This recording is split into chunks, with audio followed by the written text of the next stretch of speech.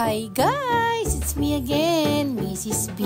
And for today's video, my first ever Dior mamaya na. Balikan na natin si CBS na kanina pa yan umiikot at hindi makapili-pili ng kanyang shoes na bibilihin.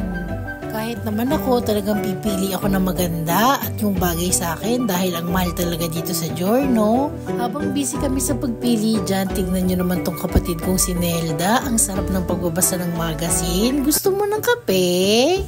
Finally, nakapili na rin siya ng gusto niyang design at ayan, pinalabas sa lahat ng stock sa stock room. Yan ang napili niya at saka itong isa pang flat shoes. Itong dalawa, tingnan nyo naman, ang ganda-ganda, oh. Magkano kaya yan sa SM?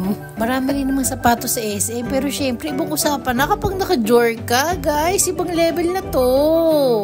So nice. Deserve niya yan. Gagamitin niya sa napaka-special na okasyon. Kaya naman, kahit ako siguro, kung kaya ko naman, bibili rin ako ng Dior. Pwede rin naman sa LV.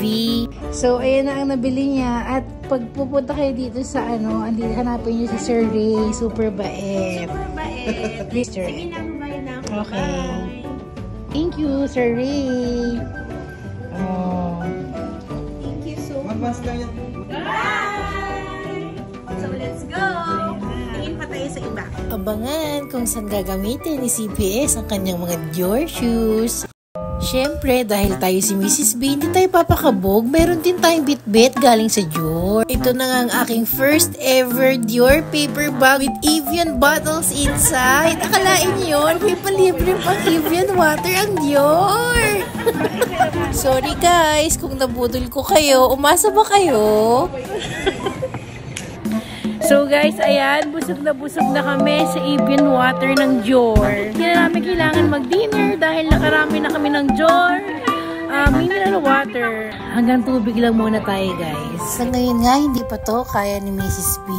Pero ang saya ko dahil kahit papano, na-experience ko ang makapasok dito sa Dior. At nabigyan ako ng opportunity na magsukat ng mga mamahaling damit katulad nito. Kung dati lang ay dinadaan-daanan ko lang ang butik na to, tignan nyo ngayon, nakapagsusukat na ako at nakapasok na ako mismo sa Dior. Malay nyo, parang araw, mabili ko na rin ang coat na yan, pati ang bag na yan. Hindi natin masasabi. Basta lagi nyo lang tatandaan sa sibag at tiyaga, walang imposible. At syempre, samahan nyo rin ng konting good vibes para si Mrs. B.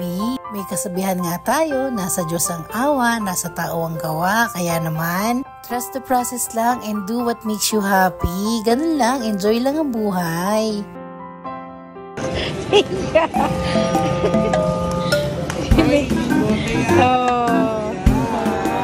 Thank you for watching. Ayun lang. Bye!